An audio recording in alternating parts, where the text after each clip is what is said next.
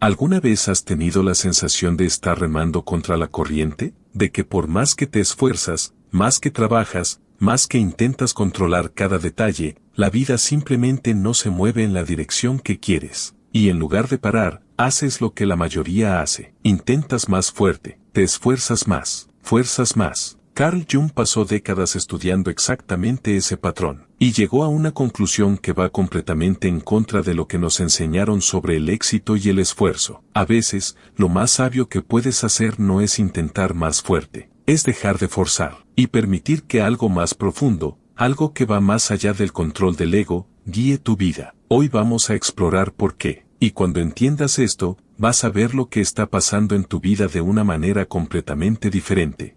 Piensa en la última vez que algo en tu vida empezó a fallar, una relación que empezó a resquebrajarse, un trabajo que dejó de tener sentido, una meta que de repente se sentía vacía. ¿Qué hiciste? Lo más probable es que hiciste lo que casi todos hacemos: actuar, hablar más, explicar más, buscar un nuevo plan, una nueva estrategia, un nuevo objetivo, llenar el espacio vacío con movimiento para sentir que todavía tenías el control. Y eso tiene una explicación muy específica en la psicología junguiana. El ego, esa parte de la mente que gestiona tu imagen ante el mundo y te mantiene funcionando en sociedad, tiene una ecuación muy simple grabada en su núcleo: acción igual a seguridad. Mientras estés haciendo algo, cualquier cosa, te sentirás en control de tu vida. Pero Jung identificó esa ecuación como una de las ilusiones más profundas del ser humano. Él escribió algo que parece duro, pero que es profundamente honesto: las personas harán cualquier cosa, sin importar cuán absurda sea, con tal de evitar enfrentarse a su propia alma. No lo dijo como crítica, lo dijo como observación. La mayoría de nuestra acción constante no es progreso, es una forma sofisticada de evitar escuchar lo que está pasando adentro. Hay alguien que conocí hace años, la llamaré Sofía. Era el tipo de persona que todos admiraban, siempre con un plan, siempre con un proyecto nuevo. Si el trabajo se ponía difícil, se inscribía en un curso. Si la vida se sentía vacía, organizaba un viaje. Su agenda siempre estaba llena. Pero una noche en una conversación larga me dijo algo que nunca le había dicho a nadie. Me dijo que le tenía miedo al silencio, que cuando no había nada que hacer, aparecía una incomodidad que no sabía nombrar. Y para evitar ese sentimiento,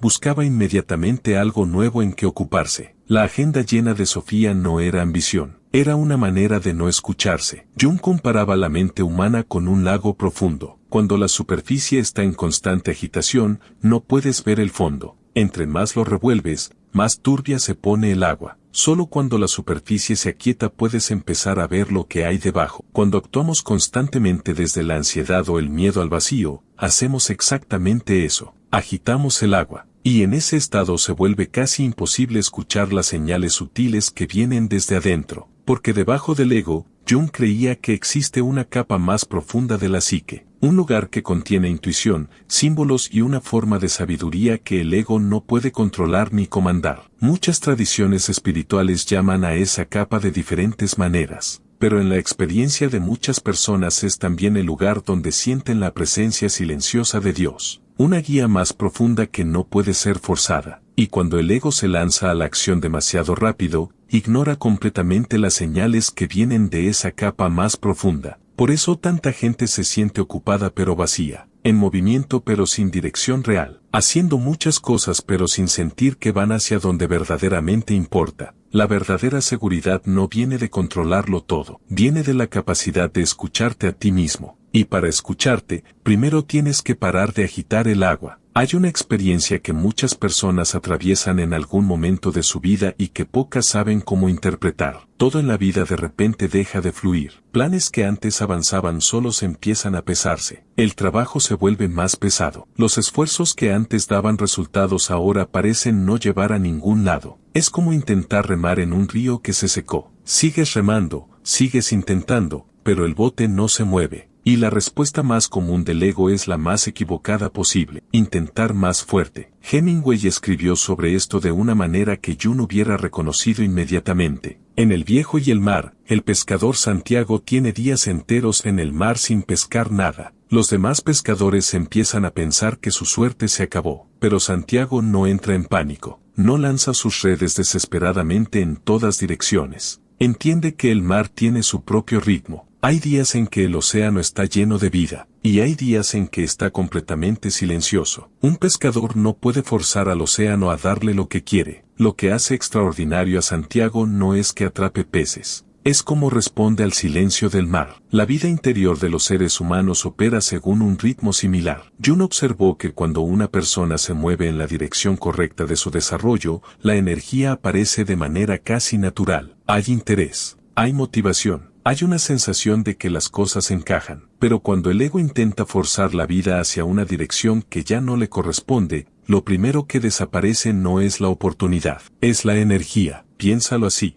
Imagina que intentas cultivar un árbol en tierra que no le corresponde. Le pones más agua, más fertilizante, más cuidado, pero el árbol sigue creciendo débil, no porque lo cuides mal, sino porque ese suelo simplemente no es para él. Cuando lo mueves a la tierra adecuada, empieza a crecer casi solo, sin forzarlo, sin esfuerzo excesivo. La energía psicológica humana funciona de la misma manera. Y lo que confunde a mucha gente es que interpretan esa falta de energía como señal de que necesitan esforzarse más, cuando lo que verdaderamente les está diciendo es exactamente lo contrario. Desde la perspectiva de Jung, cuando el alma retira su energía no lo hace para castigarte, lo hace para evitar que sigas avanzando en la dirección equivocada. Si la energía siguiera fluyendo hacia ese camino, podrías ir muy lejos antes de darte cuenta de que te perdiste. Y cuando la energía se retira, el ego se ve forzado a detenerse y reconsiderar. Para muchas personas, esos periodos más lentos son también los momentos en que empiezan a sentir que una forma más profunda de sabiduría está operando en su vida, no como una fuerza que obliga a que las cosas sucedan según tus deseos, sino como una guía silenciosa que aparece precisamente en los momentos que te obligan a parar. Así que cuando entres en una fase en que todo parece dejar de fluir, lo que necesitas no es pánico ni más fuerza. Lo que necesitas es quietud suficiente para observar donde tu energía todavía está viva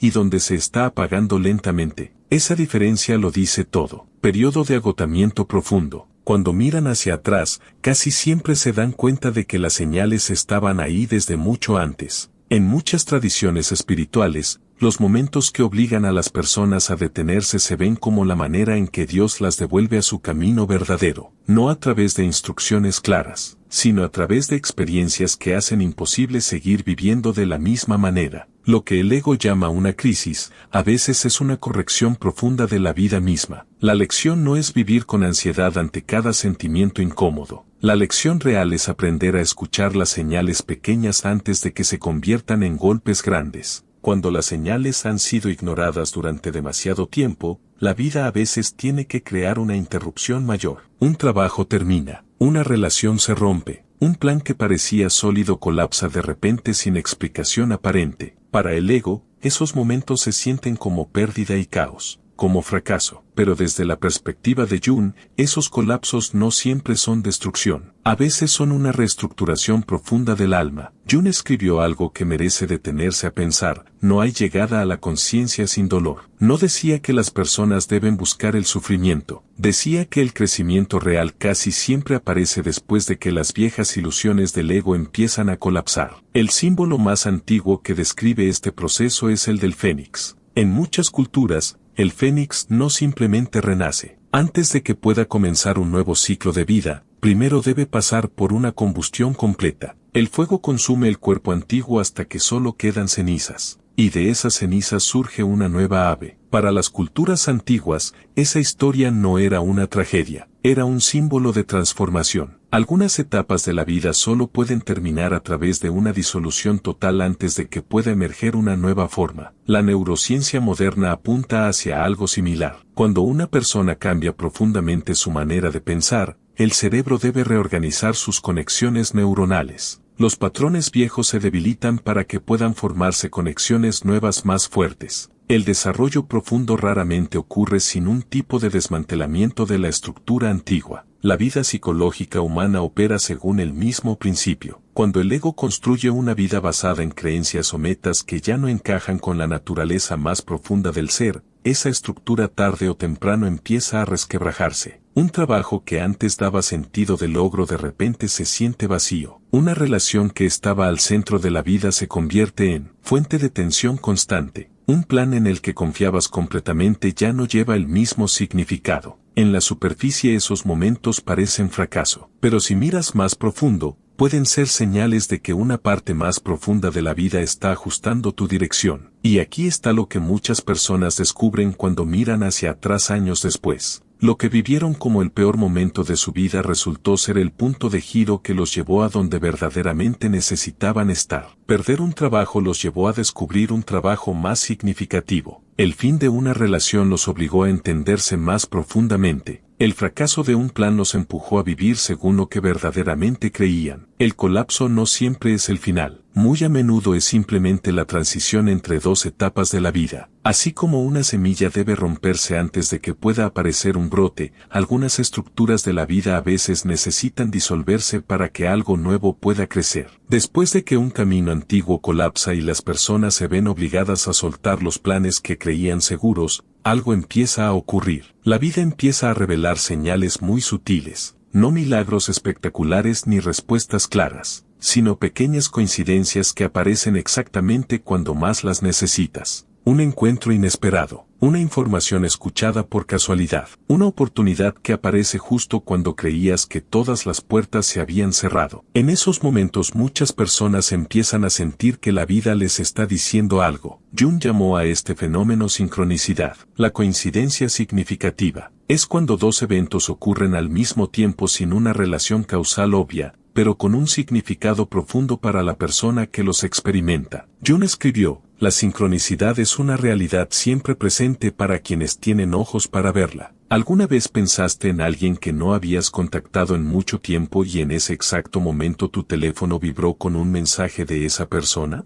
¿O estabas reflexionando sobre una decisión importante y de repente escuchaste una frase, una conversación, o un párrafo de un libro que parecía hablarle directamente a lo que estabas pensando? Por separado, esos eventos parecen coincidencias aleatorias, pero cuando ocurren en momentos importantes de la vida, empiezan a sentirse diferentes, como si un significado te estuviera siendo enviado. Según Jung, esas coincidencias reflejan una conexión más profunda entre el mundo interior de una persona y los eventos que ocurren afuera. Cuando alguien empieza a cambiar internamente, cuando suelta un camino antiguo, una creencia antigua, una imagen antigua de sí mismo, el mundo circundante a veces empieza a reorganizarse de maneras sutiles. Imagina que la vida es como caminar por un camino cubierto de niebla. No puedes ver todo el trayecto adelante, solo unos pasos frente a ti, pero cada vez que sigues caminando, la siguiente parte del camino aparece gradualmente, y con frecuencia cuando miras hacia atrás después de un largo recorrido, te das cuenta de que los giros más importantes de tu vida aparecieron exactamente en el momento en que estabas listo para entrar en una nueva dirección. Cuando el ego deja de intentar controlarlo todo rígidamente, las personas se vuelven más sensibles a las señales sutiles de la vida. Empiezan a darse cuenta de que la vida siempre tiene maneras suaves de apuntar hacia una nueva dirección, no a través de instrucciones obvias, sino a través de circunstancias que aparecen en el momento exacto. Jung escribió una vez: el privilegio de toda una vida es convertirte en quien verdaderamente eres. Y en ese camino hacia ti mismo, hay algo que la mayoría aprende solo después de muchas experiencias difíciles. La vida no siempre necesita ser controlada por la voluntad del ego. Entre más intentas arreglar todo según tus planes,